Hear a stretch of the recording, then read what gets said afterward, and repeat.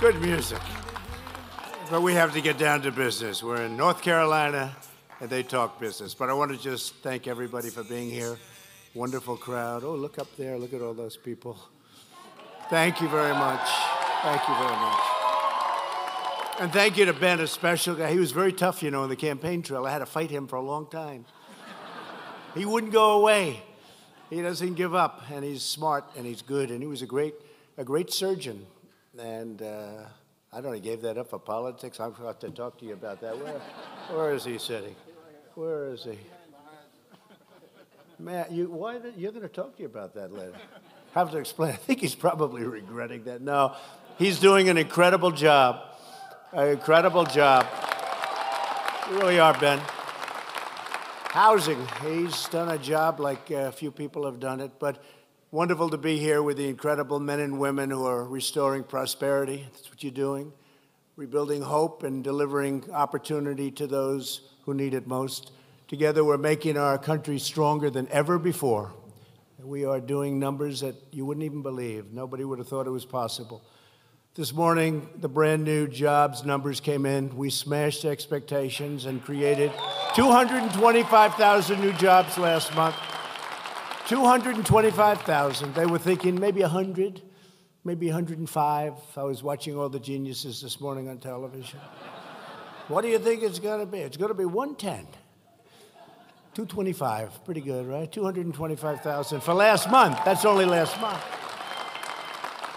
Unemployment claims in North Carolina are down 30% since the election and have fallen to their lowest level ever recorded. Pretty good. And we're here in Charlotte to expand and grow this unprecedented economic momentum that we have going all over the country. You're having the best year you've ever had in this state by far. Today, we're launching a brand new nationwide campaign to revitalize underserved cities and towns all across America. It's called Opportunity Now. Opportunity Now. It's a big deal.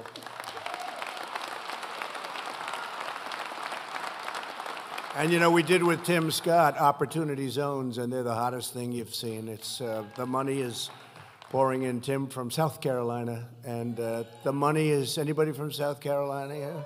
Huh? Say hello to Tim. He really did. He came to my office with this idea, and I said, sounds good, but those things traditionally have not worked, and Opportunity Zones are amazing what's happened. Tremendous amounts of money being put into areas that hadn't seen money for decades and decades. Anyway, so what we're doing is, because we aren't waiting for tomorrow and we aren't deferring people's dreams to another day, with relentless optimism, we're taking action right now, and I mean right now, to create a future of dignity and security for all. It's going to be an incredible situation, you'll see. And we believe in no American left behind. That's what it's all about. No American left behind. In the coming months, my administration will hold summits just like this one in cities across the country, working closely with community leaders, workers, entrepreneurs, employers, and faith leaders, our great faith leaders. So many great people I've met. You know, we got rid of the Johnson Amendment so they can speak their will, right? Right? To make sure that every citizen can join in America's unparalleled success and every community can take part in America's extraordinary rise. Together, we're building the most inclusive economy and the most inclusive society ever to exist. We're fighting for great jobs, great education, safe homes, and a limitless future for our people. We're lifting high citizens of every race, religion, color, and creed. We are all Americans, and we are all made equal by the hand of Almighty God. You know that very well.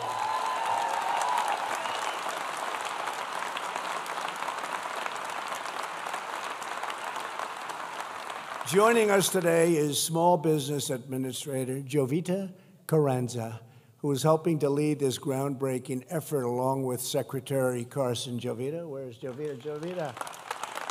Good. Thank you, Jovita. Great job. Thanks also to the many great members of Congress that you have with us. And these are warriors. These aren't like, these people have been fighting hard. Do you mind if I take them? Am I allowed to take a couple of seconds and introduce them? I call them warriors, senators and congressmen and women, but they've been incredible. You saw what happened. It was the impeachment hoax. And now that's a thing of the past. So now they have a failed impeachment hoax. They can put that on. They can put that on their resume.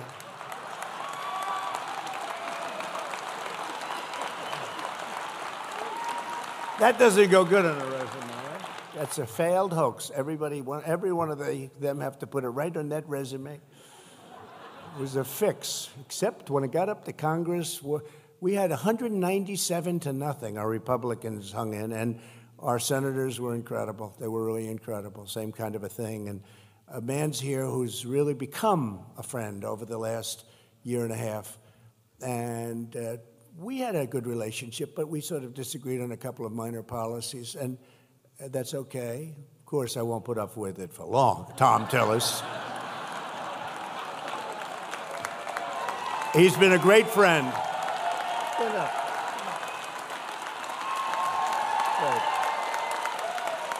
It's true. No, we just had some disagreements at the beginning, and now at the last year and a half, boy, it's been good, right? It's been good. And you have something on sanctuary cities that's going to be incredible. It got one of the big hands that I know nobody listened to the speech the other night, but it got one of the big hands. It's going to be good. We got to push that, right? So, Tom, thank you, and thank you for your support. It was great, your vote and everything else. And we have some congressmen. I've gotten to know them well. It's like we were in the trenches together. Representative Ted Budd.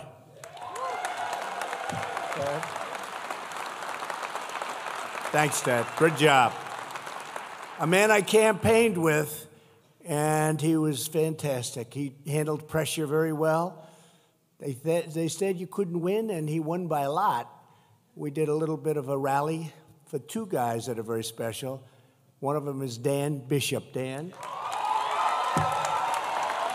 Thank you, Dan. He campaigned, and he didn't choke. There was no choke. He had a lot of pressure, but he ended up won by like 5 or 6 points. It was like boring that evening. You were winning by too much. I thought it was going to be a lot closer than that, right? Richard Hudson, another one. Great. Richard, great. Great job. Everybody knows Mark Walker. Thanks, Mark. Another one of those two that I talked about recently. You know, CNN, and they all had their vans. They were all ready because they thought we'd have 2 losses. And they'd go out and say, Trump had a terrible night. But they both won. And this guy was pretty even. And I think he won by 28 points, right? It was like Greg Murphy. Right, Greg?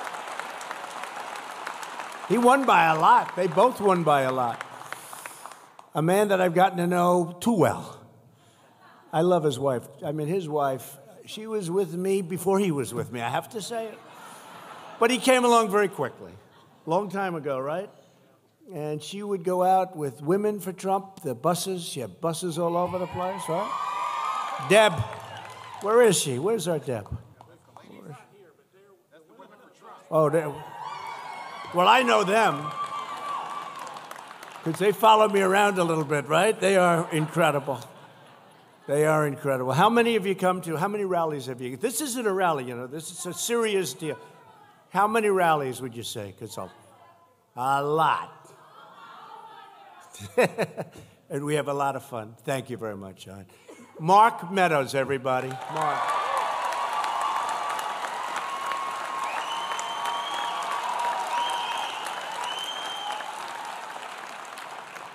Great guy. A man who is, without question, the greatest name in politics. I said if I had his name, I would have been president at least 10 years sooner. Patrick McHenry. Right? Best name in politics. A woman who's much tougher than any of these people. She doesn't stop, right? Mark, she doesn't stop. But she's great. We love her. Virginia Fox.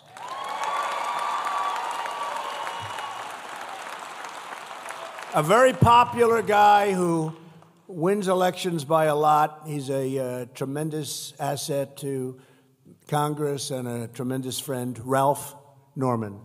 Ralph, thank you, Ralph. We call him Landslide Ralph because he wins by a lot. William Timmons. William, thank you. Great job. Great job. And a man whose son I probably like even more than him. Alan, what a job Alan's done. Joe Wilson is tough and smart, and he is there all the time. And his son is just like him. His son is better than him, I think. Right? And he doesn't mind. You know, I have a lot of fathers that they don't like it when I say that. I've had some, please don't say that my son is better. They say, you're not a good father. He's a great father. And he's proud of his son. His son's fantastic, and he's fantastic, and thank you very much. Thanks, Joe. So we're honored to be joined by North Carolina Lieutenant Governor Dan Forest,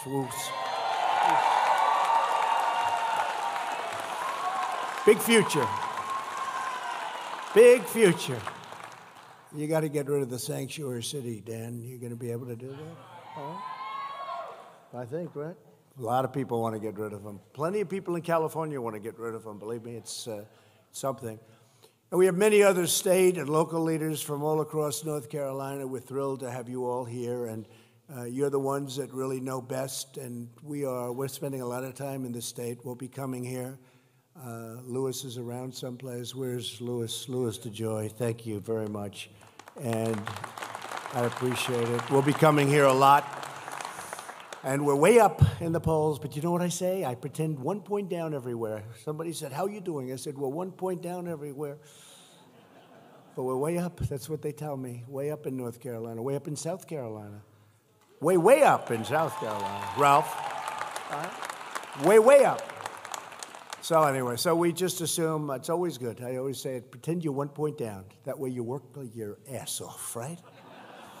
We have to do that because this is the most important election coming up. This election is, I used to say the other, and the other, you know, the other is the other. 2016 was incredible. But you see what's going on? You see what's happening on the other side?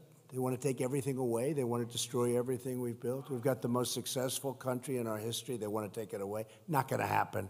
It's not going to happen. As I said in my State of the Union address earlier this week, our nation is in the midst of the single greatest comeback that we've ever had. This is a comeback. We were doing poorly. You know, if you remember, goes all the way back. For years I heard that China will take over as the largest economy in the world in 2019. I kept hearing that. I hated it because I said, if I run, 2019's not so far away. We are so far ahead. We are so far ahead now. Phew. We became a rocket ship, taking in billions and billions and billions in tariffs, giving a lot of it to our farmers and different people that were targeted. Now we have a deal with China. I just spoke to President Xi last night, and you know, we're working on the problem, the virus. It's a very tough situation, but I think he's going to handle it. I think he's handled it really well. We're helping wherever we can, but we have a great relationship. It's incredible. They respect us again. They didn't even respect us. What they were doing to us, they didn't even respect us. They respect us again, and we respect them. And I think we have the best relationship we've had with China, but it's really incredible. So we signed the deal. We signed the Mexico deal and Canada deal, USMCA. Signed a deal with Japan, $40 billion coming in. Signed a deal with South Korea, which had a terrible deal. That was a deal made by crooked Hillary Clinton. She said 250,000 jobs this will produce. It's going to produce 250,000 jobs. And she was right, for them. They got 250,000 jobs. She never said that. She said 250,000 jobs. Yeah, anyway, we changed it around. We said, sorry about that, but we're changing this deal around. For decades, Washington politicians put special interests ahead of American interests. They enacted disastrous trade, really, and I mean disastrous trade policies like it's unimaginable, frankly. I looked at some of these deals. I said, who the hell would have done this? Who would have done this? A child wouldn't have agreed to this stuff. Unbelievable. And we're still here. You know, it's pretty incredible when you think of it, but I don't know that we would have been for long. So we change them around, but the trade policies that shuttered our factories, gutted our communities, and shipped millions and millions and millions of jobs overseas and to other places. They spent trillions of dollars in the Middle East, but they allowed our own cities to crumble in total disrepair. You have a road, you have a bridge, you have a school. We'd build schools in Afghanistan. They'd blow it up. We'd rebuild it. They'd blow it up. We'd rebuild it. But if a school in South Carolina needed money, if a school in North Carolina needed money, if a school in Florida, any of the places, you know it right here, north, you can't get money. But we get you the money. We get you the money. But they spend almost $8 trillion now in the Middle East. Terrible, terrible thing. But we're doing tremendous work, and a lot of our soldiers are coming back home. You see it. You see what's happening. They're all coming back. They weren't meant to be law enforcement. They weren't meant to be law enforcement. They're meant to be soldiers, you know. And we love our law enforcement, but we didn't put the soldiers over there to be law enforcement. And they imposed crushing government burdens that punished working-class Americans of all backgrounds. But not anymore. Those days have changed, and they've changed very quickly, and more so than you're even hearing about. After years of building up other countries, we are finally building our country.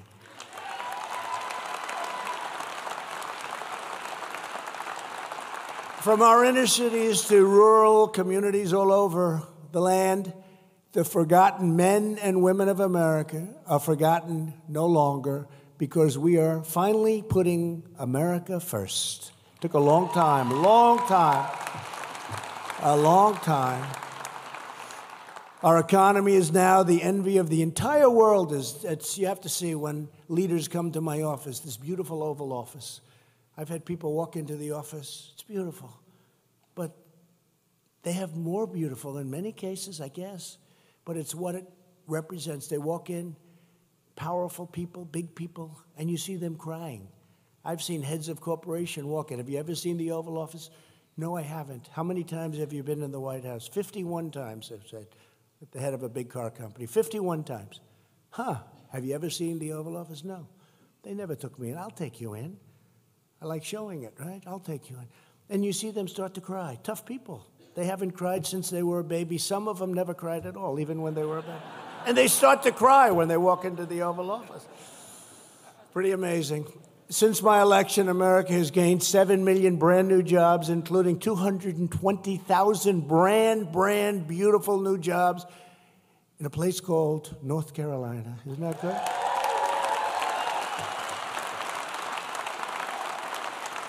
Great state. New business applications in North Carolina have surged by 30%. African-American workers have gained 1.3 million jobs. For the first time ever,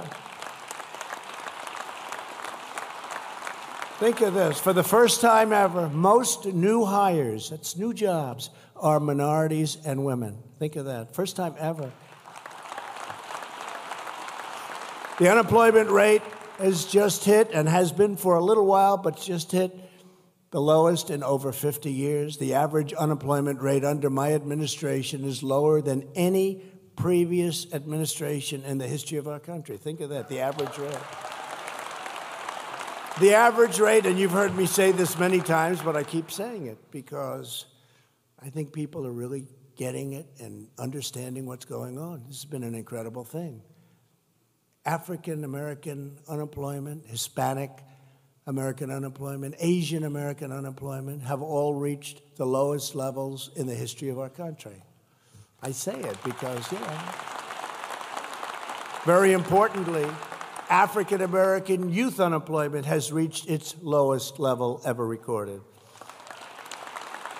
African American poverty has plummeted to the lowest rate ever recorded, the best numbers we've ever had.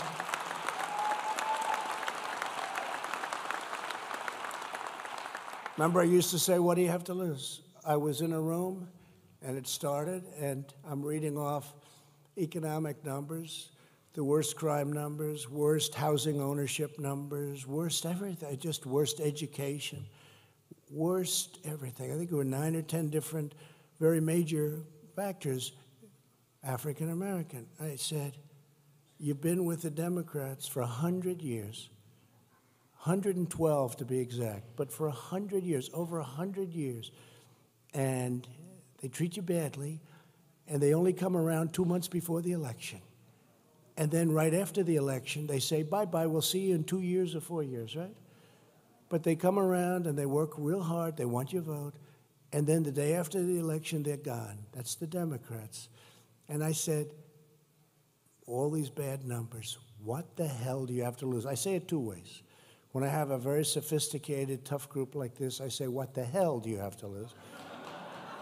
And when I have a very kind group, I know too many of the people in this whole place, they're not so kind. But I say, what do you have to lose? It's very much less effective when I say it that way. When I go, what do you have to lose? It's like, let's fall asleep. But when I say, but I remember I said it this night, I said, what? It was 25,000 people. I said, what the hell do you have to lose? The place went crazy.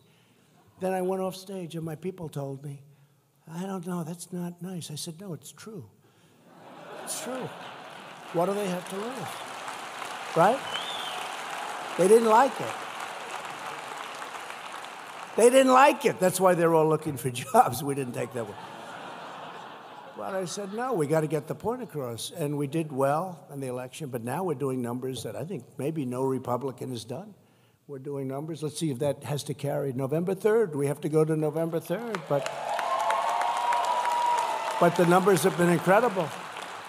And thank you for putting on that beautiful hat. I love that hat. But thank you, man.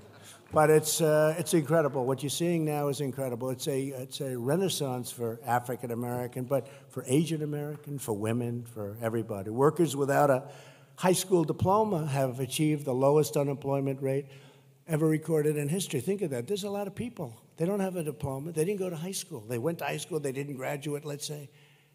And now they're doing well. Low-income workers have seen a 16% increase since my election. That's in wages. That's a record. This is a blue-collar boom.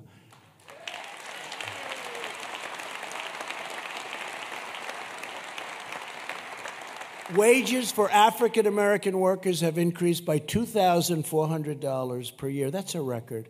Since my election, the net worth of the bottom half of wage earners has increased by 47%. That's 3 times faster than the increase for the top 1%. Larry Kudlow left. He said, please, please read this. I say, who the hell is going to know what it means?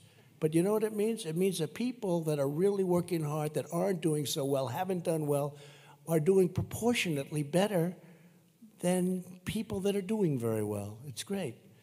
Median household income reached the highest level ever recorded. Think of that one. Median household income. And think of it, President Bush, for 8 years, it's $450. President Obama, for 8 years, it's $975. President Trump, and really when they did this stat, it was 2.5. Now we're at the 3. We're a little over 3. Can you believe how fast we're going? See?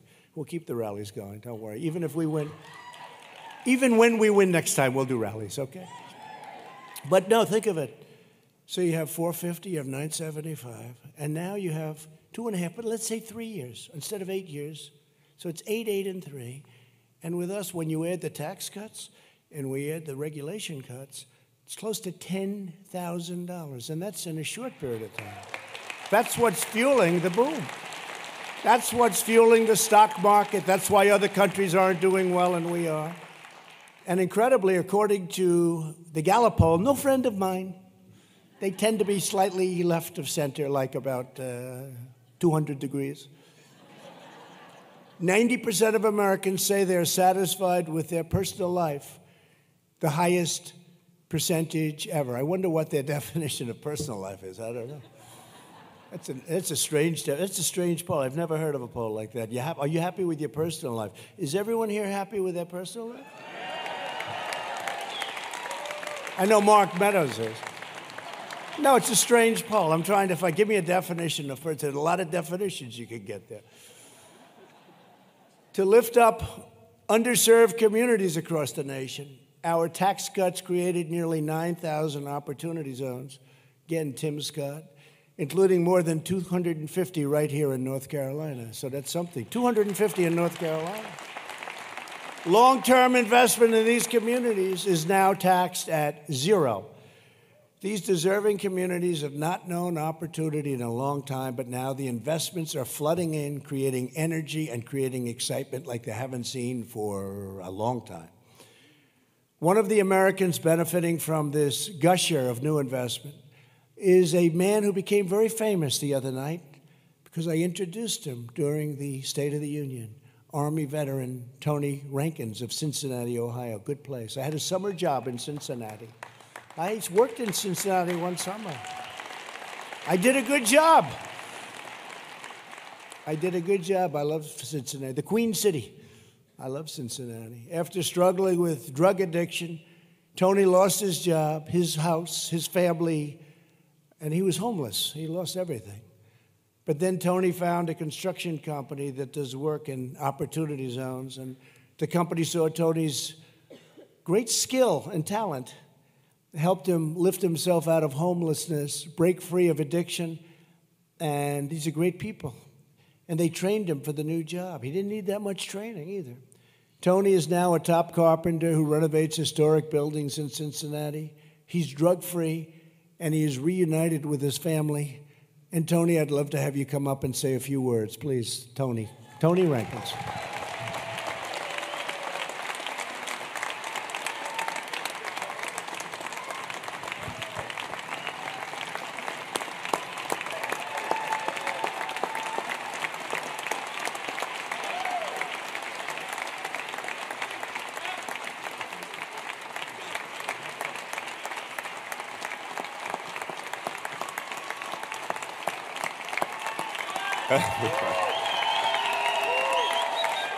Thank you. I'm not a public speaker, so bear with me. First of all, I would like to thank the President for signing this bill, because without it, I wouldn't be standing here before you right now. It means a lot to me, and I know it means a lot to the people that we're going to help.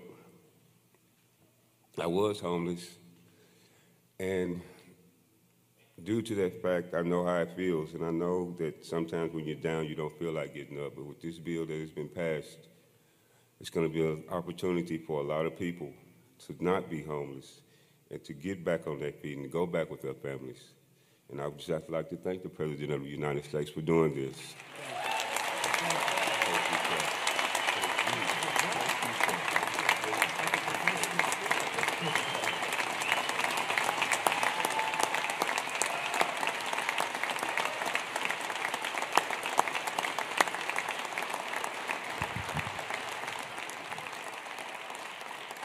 A lot of love. The fact is he became very famous. So he'll leave his job as a carpenter, he'll go to California, become a movie star now, you know? You never know. Good. Tony, thanks a lot. They really did, and they loved you the other night. Sat right next to my daughter, Ivanka, and great, really great. The construction business is where Tony's employed and working to help 200 people rise out of homelessness every year by investing in the opportunity zones. And now they're coming to North Carolina to build housing for veterans in an opportunity zone right here in Charlotte. And I want to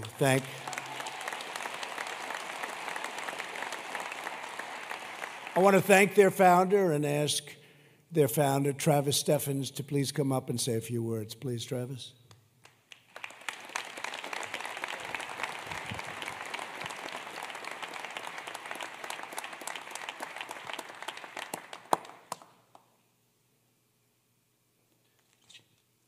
Thank you, Travis. You know, Tony got a much bigger hand than the boss, right? Much bigger.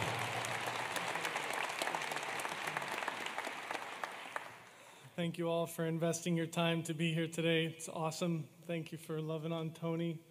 Tony, thank you for being the man that you are. And Mr. President, thank you for passing this incredible bill.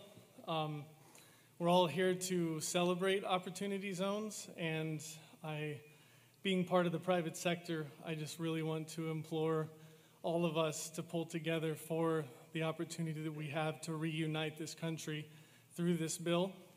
We've been working in opportunity zones for 14 years, and over that time, that's when we fell in love with being able to help the people in these areas. And all of us having the opportunity to take advantage of these long-term investments, which is what's going to really make the difference, is really where it's at. And so this bill was really well thought through with this 10-year enactment, and being able to have that amount of focus on these areas is really what's going to be impactful. And understanding that putting the people first, the money will come later. I guarantee it. We're proof of that. So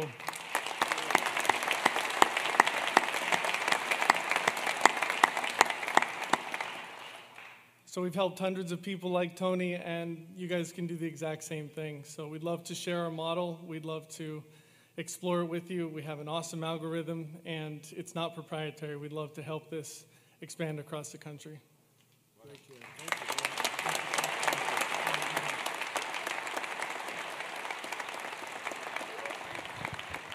How did he do, Tony? Okay.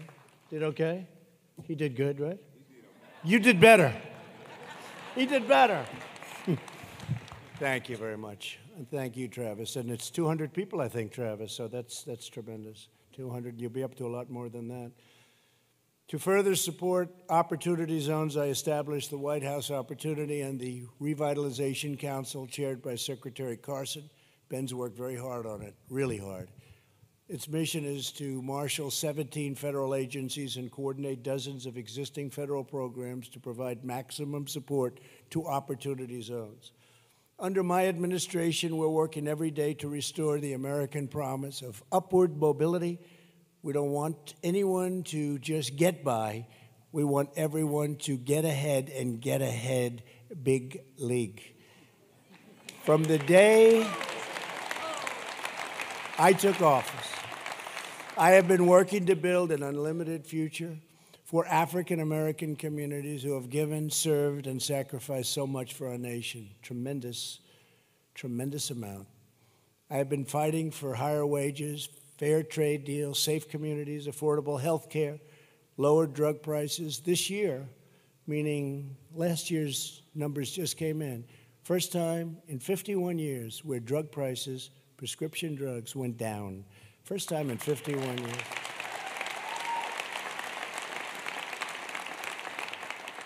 And frankly, if the Democrats would ever negotiate, instead of wasting all their time, we could drive those prices down so low. It would be so beautiful. I mean, what's not to like?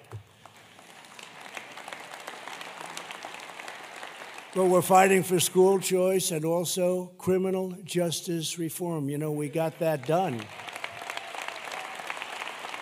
Criminal justice reform. Big thing. We got it done. I will not rest. I will not stop. I will not give up until we have delivered equal and abundant opportunity for every community in our land. We are not interested. It's true. No, we're not interested in business as usual. We're not interested in continuing yesterday's failures, of which there were many, or the old ways of doing things. We want to disrupt what's broken. We want to really disrupt this place because none of the other stuff worked. When you look at the opportunity zones, how successful they've been, we're doing things that are just really incredible. Now the economy's helping, I guess, and a lot of things are happening. A lot of good things are happening, but so many people are benefiting. We want to challenge what's failed and focus on delivering real results, improving real lives, and making the world a better place for every American child, no matter their place of birth or zip code or residence, no matter where they live, no matter where they come from. Our commitment to Opportunity Now includes those who have been released from prison. This is the first time where prisoners are coming out and getting jobs and not having to go back. The percentage is unbelievably different. To give former prisoners the chance for a fresh start, last year I was proud to sign the landmark criminal justice reform into law. It took a lot of work. It was a very tough one. They've been trying to get it for a long time, and other administrations couldn't get it. We got it done. We get things done.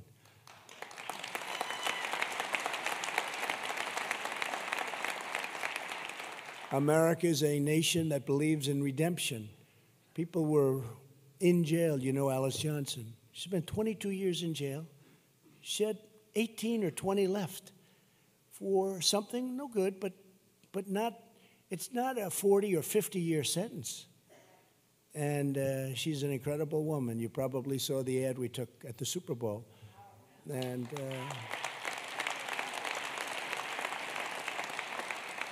I had another ad. We had two of them, and the first one was going to go in that spot. That was the best spot. That was right after the first time out.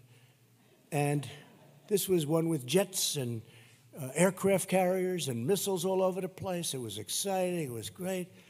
And I thought this was going to be just great. And then we had the Alice Johnson ad. So we played the first one, and I have one guy in particular who's a tremendously talented person.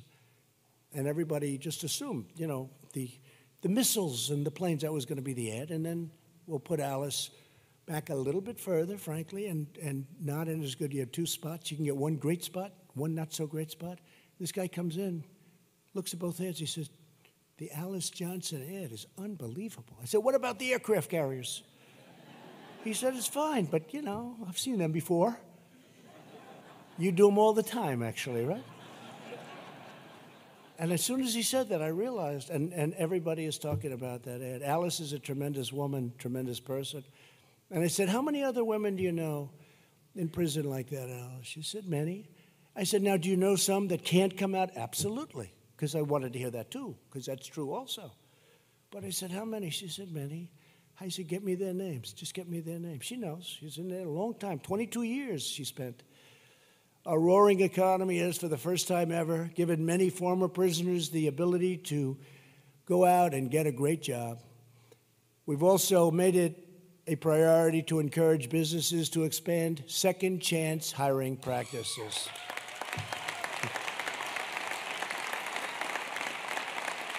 Good. When my administration says hire American, we mean all Americans, every American. To help former inmates find housing, jobs, and support, my administration has established the Council on Crime Prevention and Reentry. Very big deal. Today, I'm proud to announce that I'm appointing Tony Loudon, pastor of Maranatha Baptist Church. Where's Tony? In Georgia. Tony? Where is Tony? Come on, Tony. And Tony's going to be our executive director. Tony, tell us a little about your work, please. Fantastic. Thank you, Tony. Thank you, Mr. President. To God be the glory.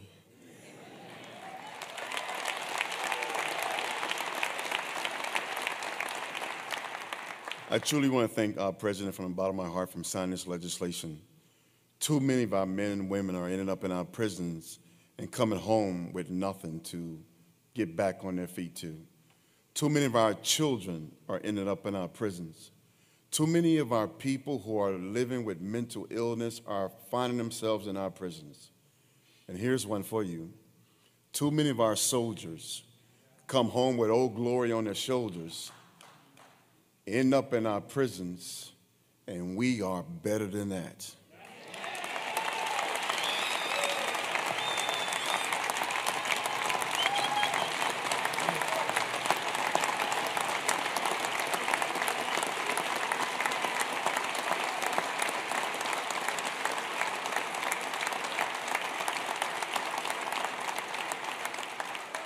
And so with this legislation that the president signed, now is the time to take this opportunity, rebuild our communities. And if you learn how to cut hair and cut grass and be an entrepreneur in prison, we're going to give you a second chance, and we're going to make sure you come home with your driver's license, your ID, and your birth certificate so you can get back on your feet and be reunited with your family.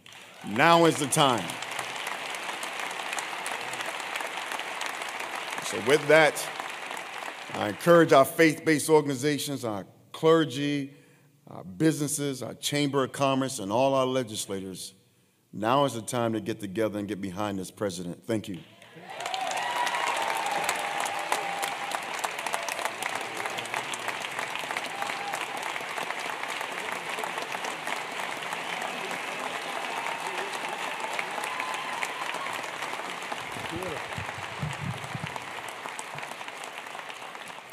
Wow. He's done that before. He's some pastor. That's what the word is. Now I understand.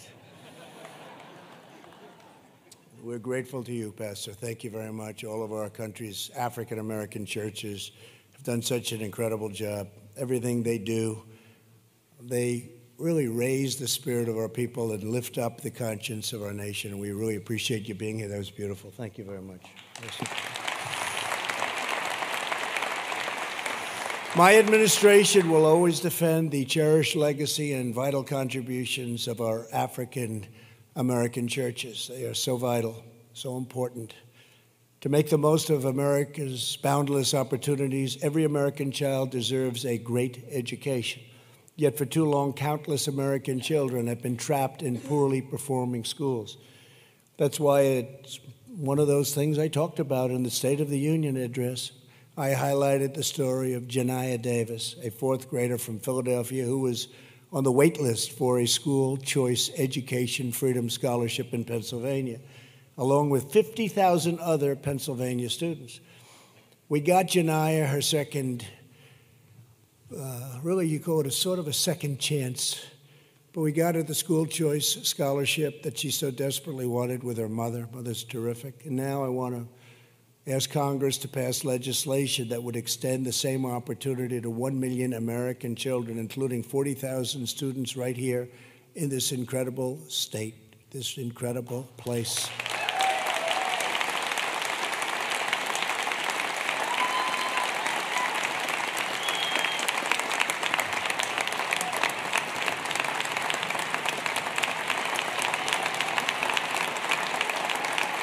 Thank you.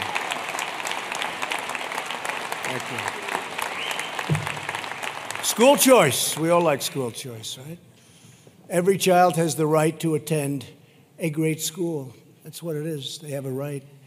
So it's catching on like people wouldn't believe. In my State of the Union, I also asked Congress to support my plan to offer vocational and technical education at every single high school in America.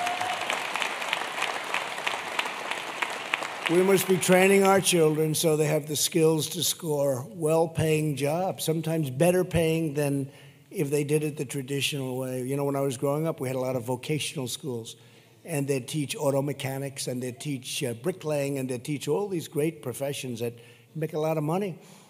And I'd be in school with people, and they didn't love doing the traditional academics, but they could fix a car, an engine, a motor. They could fix it blindfolded. They were unbelievably talented. They also liked doing it. That's what they wanted to do. And we don't really have that anymore. We call them junior colleges. And maybe that's good, but I think the vocational school concept is what we really have to look at. They had tremendous talent. I'll never forget. Tremendous talent. I sat next to one very young person at the time. That's what he loved. That's what he wanted to do. Had no interest in what we were doing, just none. And I had no interest in what he was doing, you want to know the truth.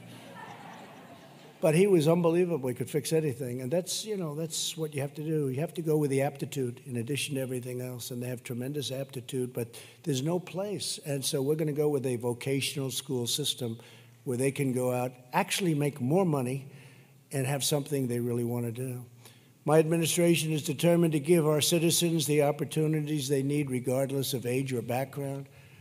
Through our pledge to America's workers, spearheaded by a young woman that perhaps some of you may have heard of, Ivanka Trump.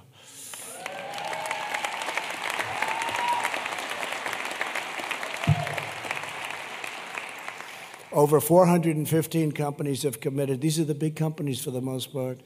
Have committed to providing new jobs and training opportunities to nearly 15 million Americans. You know, when she started, she said, "Daddy, I want to help people get jobs."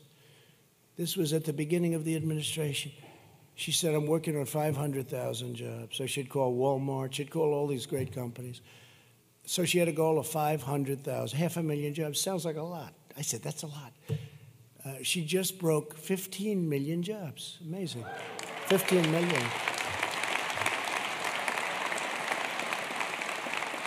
And they're not trained by government. Government can't train them. Look at what happened. I mean, Look at, I love the state of Iowa. We just did very well in Iowa, by the way. We set a record. But nobody talks about that. What they do talk about, the fact is the Democrats don't know what the hell they're doing. It's true. Mark just got back. I'm watching. Now, you'll have to see these campaigns. They'll spend $20, $25 million, let's say, on average, but it's really more than that. And they go out, they work, and they work. They've been campaigning there for weeks. They even had to leave the impeachment hearing. I said, keep them here. You'll get a real fast settlement, but they couldn't do it. But they go out, and they work, and they spend just millions, hundreds of millions of dollars. And the only thing they didn't check to see whether or not the app worked.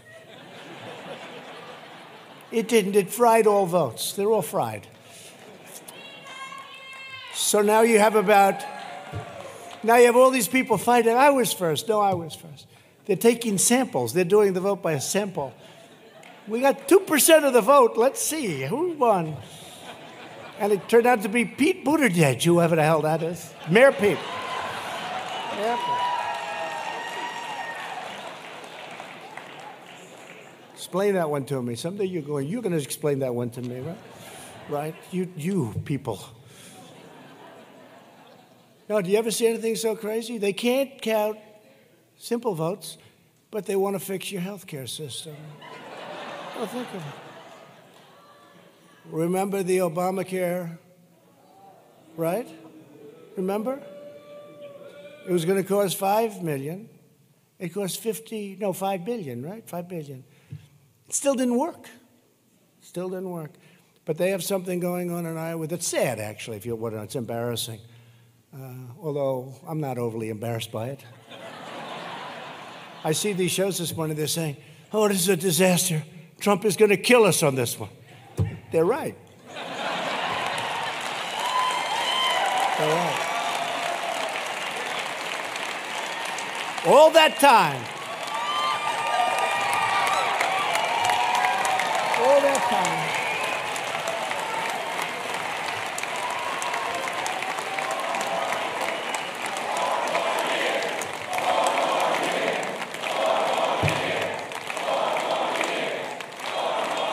Thank you, Ron. Now, if you want to drive them crazy, go 12 more years, 16 more years. 16 more years. No, they'll drive them crazy. Look at all the fake news back there. To expand equal opportunity, I'm also proud to report that my administration has achieved record and permanent funding. This is so important. Every year, historically black colleges and universities, for 3 years now, they'd come and see me. We need money. And after 2 years, I said, how come they come back all the time? That's not nice. That's not respectful of them. No, really, I really mean it. You understand, right? It's not respectful. They come back every year. They give them 1 year. The Democrats, they give them 1 year, and then you're supposed to come back hat in hand. And what I did, I won't get any credit for it. They'll take the credit, but, it's one of those things. That happens all the time. Criminal justice reform. Thank you.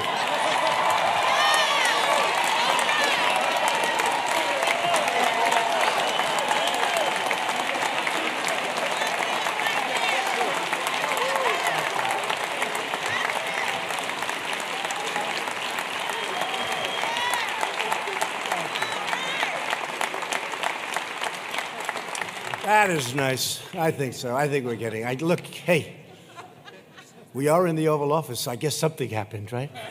But it is true with criminal justice reform, they couldn't get it. Nobody could get it.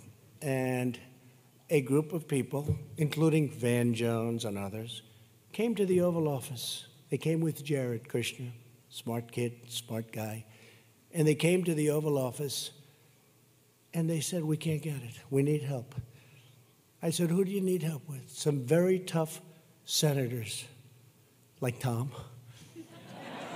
No, they need help with some very tough people that are senators. They needed to get over the line. They needed numerous senators, Republican senators, that weren't so inclined.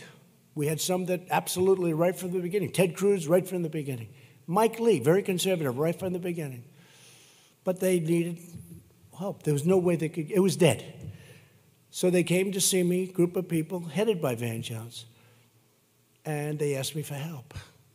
And I called like 6 people, and I got them, I explained it quickly, and I got them to support it. And it got passed. And you had another side.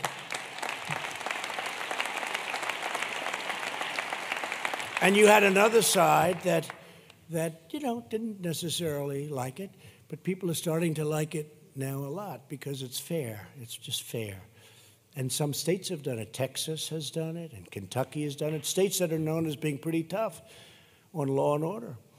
So I got it done, and about a week later, I saw Van Jones making a speech. And he was thanking everybody. I called my wife. I said, darling, I'm so proud of this. Come in. I'm sure he's going to say nice things. He never mentioned my name. I want to thank the Reverend Al Sharpton. Al Sharpton, I didn't even know he was involved. I want to thank people that I never even heard of. He was thanking people. He never mentioned my name. So I had somebody call him and say, you don't have to do that, but if it's so tough, not fair. But, you should do it. He apologized. He said he made a mistake. But it could have never gotten done without me. And sometimes, in life, and you have to do this, if you're not going to get credit, you might as well take it yourself because you're the only one that's going to give it. True. True. Right? Might as well. You might as well take it yourself because they're not going to give it to you. So we're very proud of it. But this was another one. Historically, black colleges and universities. And I said, it's not fair. So we put them down, as you know, right? We put them down where they have long term. They don't have to come back every year and beg. They don't have to come back and beg every year, right? You were one of the guys. You mentioned it to me. It was just unfair. These are great schools. These are schools that do a phenomenal job. We didn't have those schools, it'd be terrible. So now they have a long-term deal. They've got the money, and they can focus on education, right?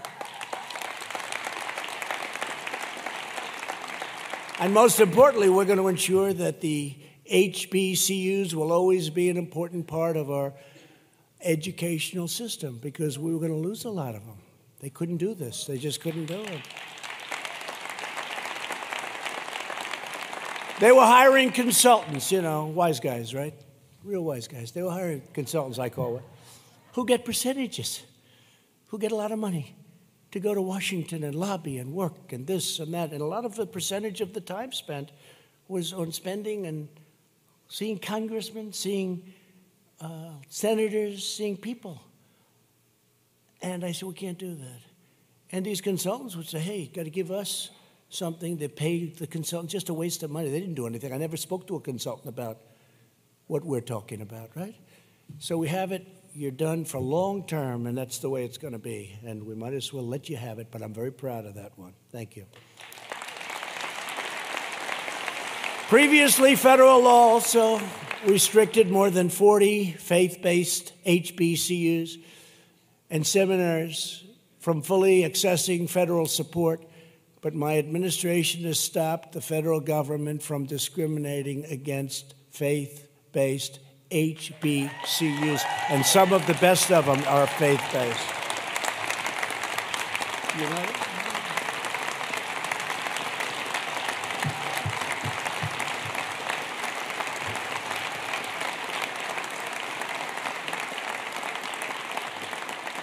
Some of the best are faith-based. That's a whole thing going on.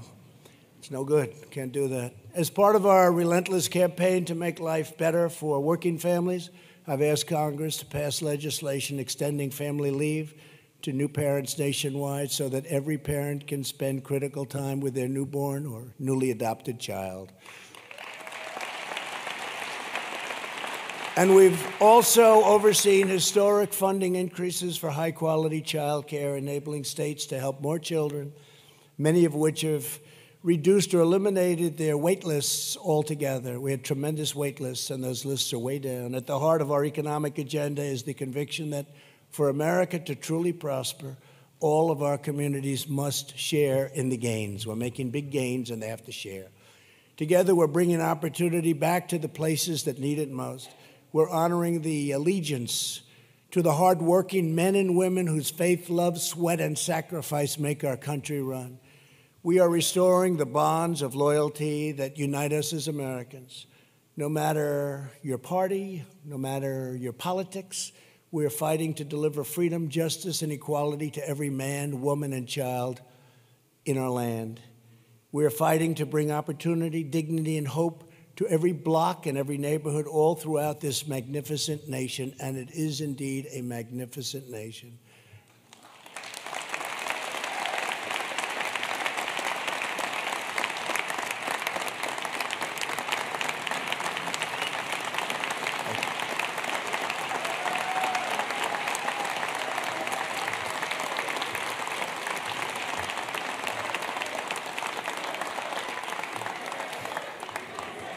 Thank you very much. Thank you.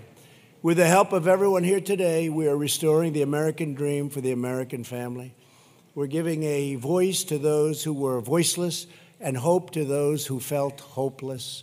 No part of this country will ever again be ignored, neglected, overlooked, or abandoned.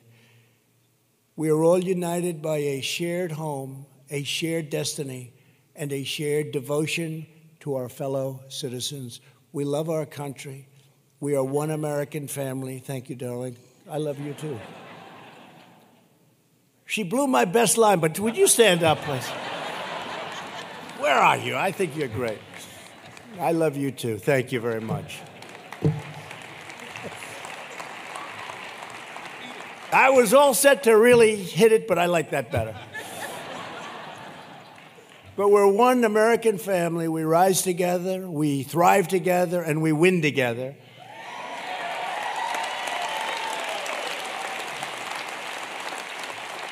And thank you very much to all of those for your work, your drive, your commitment, your patriotism, your love for this nation.